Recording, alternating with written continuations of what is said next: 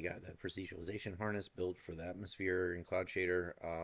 This is the process that I go through. So you have whatever the thing is that is the thing you want to parameter or the thing you want to proceduralize. Usually, this is a parameter controlled object or blueprint. In this case, it's a material with a big HLSL shader in it. Um, so the first thing you do is you get every parameter that goes into making that work and you put that stuff into a struct so that you can then create a wrapping blueprint around the material and object that holds the material that can take that struct at construction to instantiate it in however different ways you want to. The next thing you got to do is you take that parameter struct and you build a randomization bound struct, which is basically all the same fields. But like for instance, if you had a float value in the parameter struct, if you had a float value in the parameter struct, then in the randomization bound struct, you would have a float range field. Or if you have a vector value, you may have a vector range. Or if it's supposed to be a color, you might have an array of colors to pick from. Finally, after you've made this randomization bound struct, you make a parameter factory. This is just a function that takes a randomization bound struct as an input along with a seed value, takes all those ranges and randomizes all the values in between those ranges and returns one of these parameter structs that we talked about earlier. And finally, that parameter struct can be passed into our wrapping blueprint to randomize our object. And what that lets us do is now we can come down here to our bounding structs and we can change the range that the values that go into that material fall within. So we're just looking at like the defaults that I've set here. And once you've come up with some boundaries that you like here's my cloud color array. If I come down here, atmosphere parameters. I come down here. No, that's the parameters. This is not what we want. We want the bounds. So cloud atmosphere parameter bounds, atmosphere bounds. We come down here to, for instance, Raleigh beta. I could add a couple new ones to this.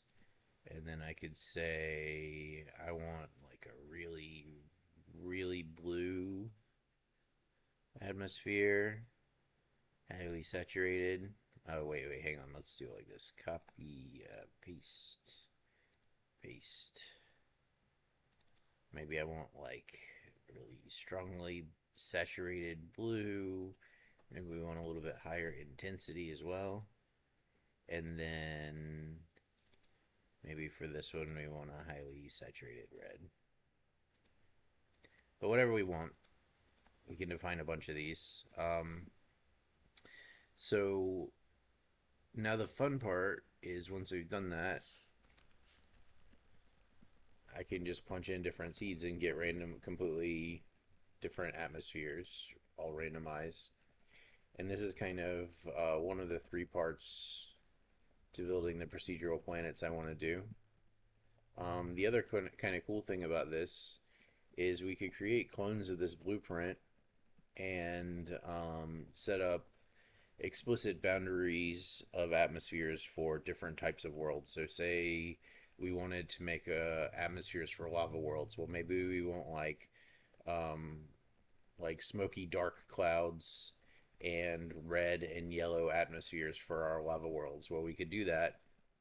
We just have to set up our boundary structs for that archetype, and then you're good to go. That's it. And the cool thing about these atmospheres, so I spent a lot of time this weekend getting the cloud light transmission stuff to work properly, which you can see. You could actually see it better on that last. So let's find one with a lot of clouds. Okay, this one's not too bad. Which you can see. Oh, what the fuck?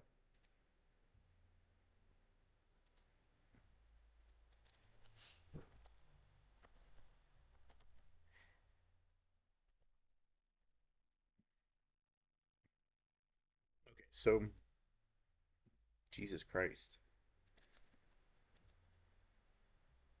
it's not changing until it changes a second time.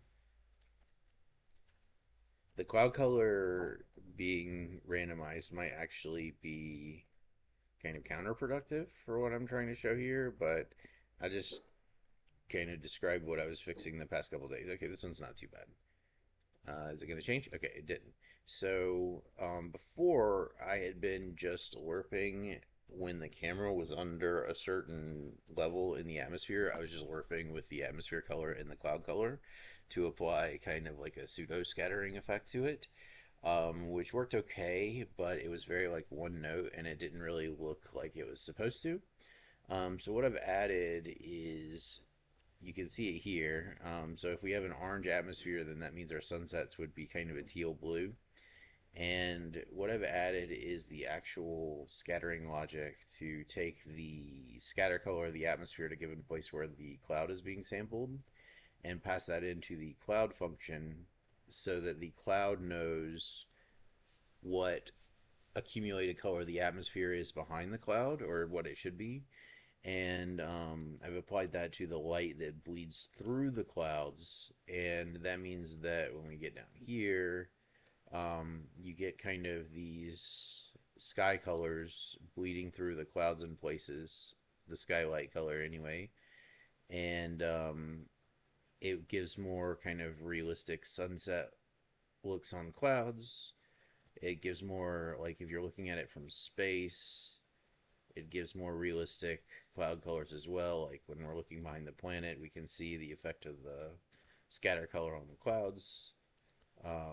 You can see the effect of the light color on the clouds here in the middle, where it's like transitioning to orange and whatnot.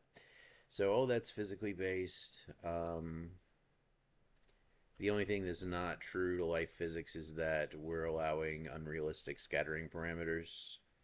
But like it's all volumetric. You can go down here. It has an effect on the terrain as well. Like the atmosphere is what contributes to like the distance fade color here.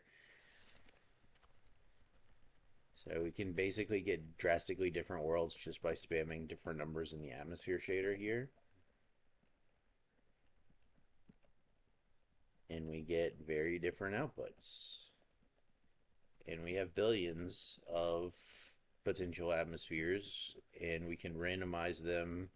Like if we only wanted blue, for instance, we could do that. We could set up a bound struct that only has different shades of blue atmospheres. If we only wanted green, we could do that. If we wanted a combination, we can do that. Right now, I kind of have it wide open because I was testing, like boundary testing it.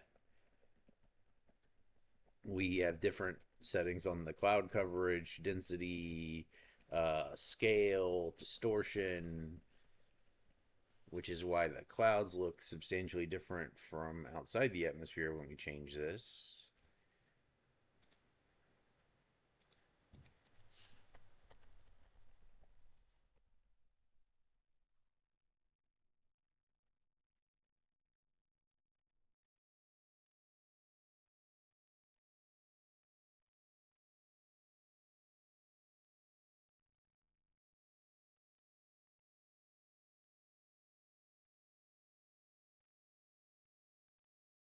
Different atmosphere colors, different scattering coefficients, different coefficients for the different types of scattering. Like it's all configurable at this point.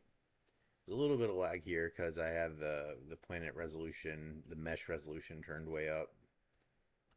But yeah, I just wanted to show this real quick because this is uh, one of the three things that I have to randomize to finish the planet generator. The other thing, I need to make the mesh randomizer, and that will choose between different noise formulas based on planet art type uh, and apply them, and then different ocean randomization as well. So, like right now, we just have one ocean shader running, but and the ocean shader still needs work too. But like it would be cool to have different scales of waves and things like that for different worlds.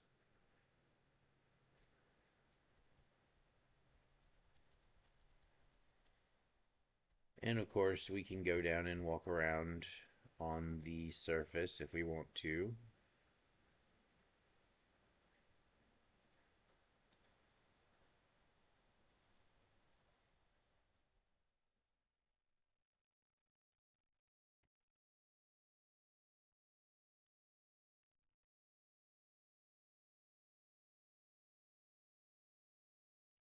But yeah, that's pretty much it. This isn't like a kind of description video of how I did this, aside from the quick overview of like the proceduralization harness architecture. Um, but I just wanted to show this off because I thought it was cool.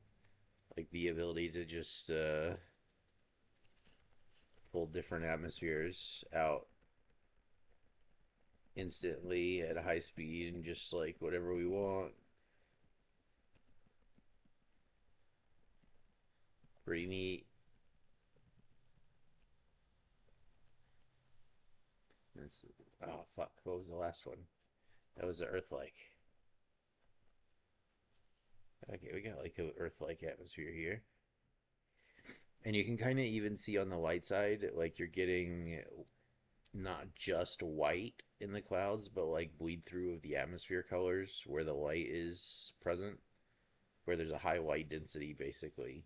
Um, we do atmosphere bleed through of the scatter color. And then when we go to the sunset side, since it's getting it from the atmosphere at its given position, um,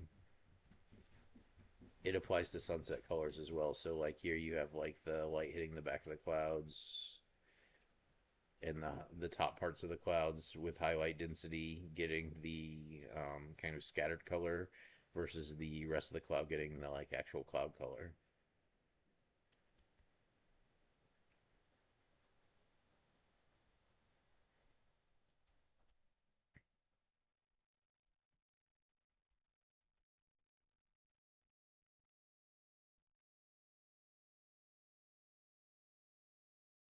All right, that's it. Just wanted to show that off. Later.